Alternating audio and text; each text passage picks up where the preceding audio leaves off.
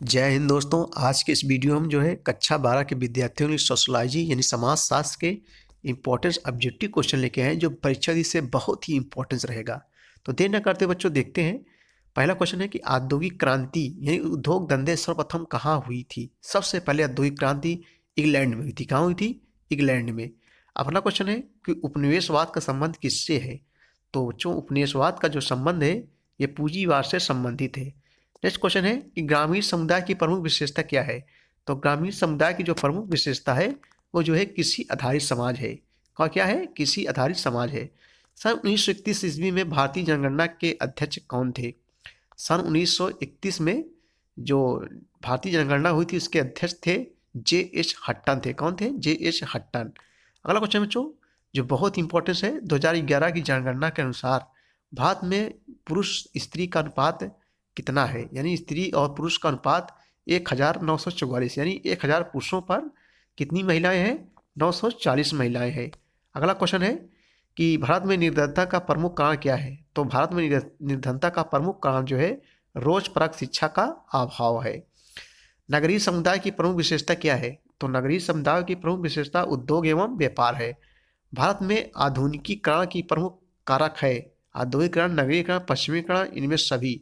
भारत में आधुनिकीकरण का प्रमुख कारण ये जो है औद्योगिकरण भी है, उसके बाद में पश्चिमीकरण भी है, नगरीकरण भी है। यानी जो है इसका सही जवाब हो जाएगा डी हो जाएगा, इनमें से सभी हो जाएगा। नेक्स्ट क्वेश्चन है कि प्रबल जात की अवधारणा के प्रतिपादक कौन थे। प्रबल जात की अवधारणा के प्रतिपादक ये जो है श्रीनिवास थे। कौन थे? एन श्रीनिवास।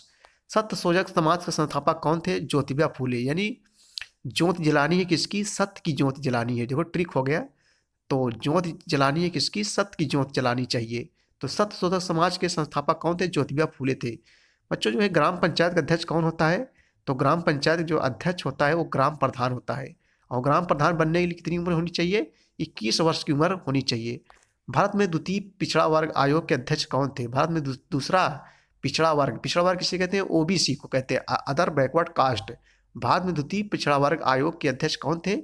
तो ये थे बीपी मंडल थे। कौन बच्चों? बीपी मंडल थे।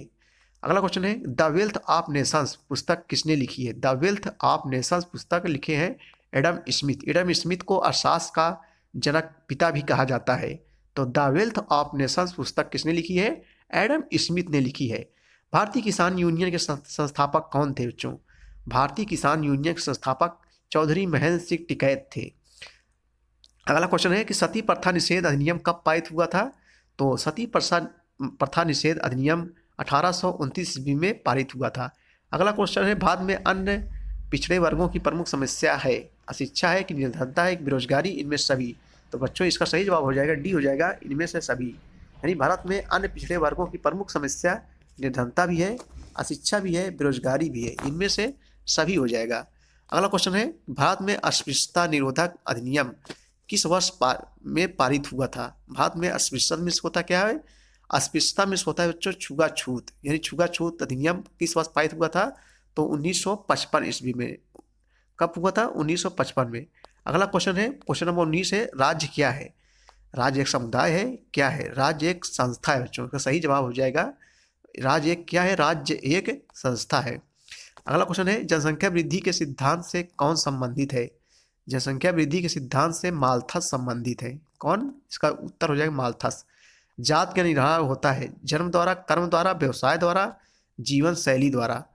तो जाति का जो निर्धारण होता है ये जो है जन्म द्वारा होता है। इसका सही जवाब ए हो जाएगा। जात का निर्धारण होता है जो जन्म द्वारा होता है। नेक्स्ट क्वेश्चन है ब्रह्म समाज की स्थापना किसके द्वारा की गई थी। यानी ब्रह्मा समाज की स्थापना किसके द्वारा की गई थी। तो इसका उत्तर हो जाएगा ब्रह्म समाज की स्थापना 1828 ईस्वी में राजा राम मोहन राय द्वारा जो है की गई थी। किसके द्वारा? राजा राम मोहन राय द्वारा। अगला क्वेश्चन है भारत में पंचायती राज व्यवस्था की कौन सी व्यवस्था लागू है। भारत में पंचायती राज की व्यवस्था की कौन सी व्यवस्था लागू है। तो त्रिस्तरीय पंचायती राज व्यवस्था लागू है। त्रिस्तरीय ग्राम पंचायत, क्षेत्र पंचायत, जिला पंचायत। भारत में हरित क्रांति किस दशक में लागू किया गया। तो 1960 से 1970 के दशक। भारत में हरित क्रांति किस दशक में लागू किया गया? 1960 से 1970 में। अगला क्वेश्चन है कि जनगणना 2011 के अनुसार भारत में ग्रामीण जनसंख्या का प्रतिशत कितना है। ग्रामीण जनसंख्या प्रतिशत कितना है। जनगणना 2011 के अनुसार भारत में ग्रामीण जनसंख्या जो प्रतिशत है 68.80% है। कितना? 68.80%। सूचना का अधिकार अधिनियम कब पारित हुआ था? ये बहुत बार परीक्षाओं में पूछा जाता है। तो सूचना का अधिकार अधिनियम ये जो है 15 जून 2005 को पारित किया गया था। संस्कृतिकरण शब्द की उत्पत्ति किसने की है? M.N. श्रीनिवास। संस्कृति शब्द की उत्पत्ति किसने की है? M.N. श्रीनिवास ने की है। नेक्स्ट क्वेश्चन है दोस्तों, ऑल इंडिया किसान सभा का उदय कब हुआ? ऑल इंडिया किसान सभा का उदय 1936 ईस्वी में हुआ। नेक्स्ट क्वेश्चन है कि संविधान के किस संशोधन में पहली बार पंचायती राज को संवैधानिक स्थिति प्रदान की गई? तो ये जो है 73वें संविधान संशोधन द्वारा। अगला क्वेश्चन है कि भारत में वाणिज्यिक मोबाइल सेवाएं कब प्रारंभ हुई? 1995 ईस्वी में। भारत में वाणिज्यिक मोबाइल सेवाएं 1995 ईस्वी में जो प्रारंभ की गई। मजदूर संघ यानी ट्रेड यूनियन की स्थापना किसने की थी? तो वीपी वाडिया ने की थी। मजदूर संघ ट्रेड यूनियन की स्थापना। अगला क्वेश्चन है कि ब्रह्म समाज की स्थापना कब हुई थी? ये भी इंपॉर्टेंस है। ब्रह्म समाज की स्थापना जो है 1828 ईस्वी में हुई थी बच्चों। अगला क्वेश्चन है कि जनगणना 2011 के अनुसार भारत की कुल जनसंख्या कितनी है, कितनी थी? जनगणना 2011 के अनुसार भारत की कुल जनसंख्या 121 करोड़ थी। अगला क्वेश्चन है कि ग्राम पंचायत कार्यकाल कितना होता है? तो ग्राम पंचायत कार्यकाल 5 वर्ष का होता है। यानी ग्राम पंचायत के मुखिया यानी प्रधान बनने की कितनी उम्र होनी चाहिए? 21 वर्ष की उम्र होनी चाहिए। इसका कार्यकाल 5 वर्ष का होता है। भारतीय संविधान के किस अनुच्छेद में राष्ट्रीय अनुसूचित जातियों के लिए उपबंध है? तो बच्चे अनुच्छेद 338 में। भारतीय संविधान किस अनुच्छेद में राष्ट्रीय अनुसूचित जातियों के लिए उपबंध है? अनुच्छेद 338 में। दहेज निरोधक अधिनियम कब पारित हुआ था? दहेज निरोधक अधिनियम कब पारित हुआ था? तो ये जो है 1961 ईस्वी में पारित किया गया था। द पायनीर नामक समाचार पत्र का प्रकाशन सर्वप्रथम किस शहर में हुआ? तो दोस्तों ये जो है सर्वप्रथम इलाहाबाद में हुआ। इलाहाबाद को प्रयागराज के नाम से जाना जाता है। द पायनियर नामक समाचार पत्र का प्रकाशन सर्वप्रथम किस शहर में हुआ? इलाहाबाद यानी प्रयागराज में हुआ। उदारीकरण का संबंध किससे है? तो बच्चों ये जो है उदारीकरण का संबंध है ये आर्थिक नीतिगत निर्णय से संबंधित है। किससे? आर्थिक नीतिगत निर्णय से संबंधित है। अगला क्वेश्चन है कि किसके प्रयासों से सती प्रथा का अंत हुआ? Very important question. तो किसके प्रयासों से सती प्रथा का अंत हुआ? ये जो है राजा राम मोहन राय के प्रयासों से अंत हुआ। जाति एवं वर्ग में कौन सा गुण समान है? श्रेणी कम, उपलब्धि, जन्मजात सदस्यता, इनमें से कोई नहीं। जाति एवं वर्ग में कौन सा गुण समान है? तो इसका सही जवाब हो जाएगा श्रेणी क्रम हो जाएगा। सही जवाब बच्चों ए हो जाएगा। अगला क्वेश्चन हम लोग देखेंगे कि संयुक्त परिवार पर औद्योगिकरण एवं नगरीकरण के प्रभाव का अध्ययन किसने किया? संयुक्त परिवार पर औद्योगिकरण एवं नगरीकरण प्रभाव का अध्ययन किसने किया? M.S. गोरे ने किया। M.S. गोरे। भारत में प्रथम पिछड़े वर्ग आयोग के अध्यक्ष कौन थे? भारत में प्रथम पिछड़े वर्ग के आयोग के अध्यक्ष कौन थे? काका कालेकर थे।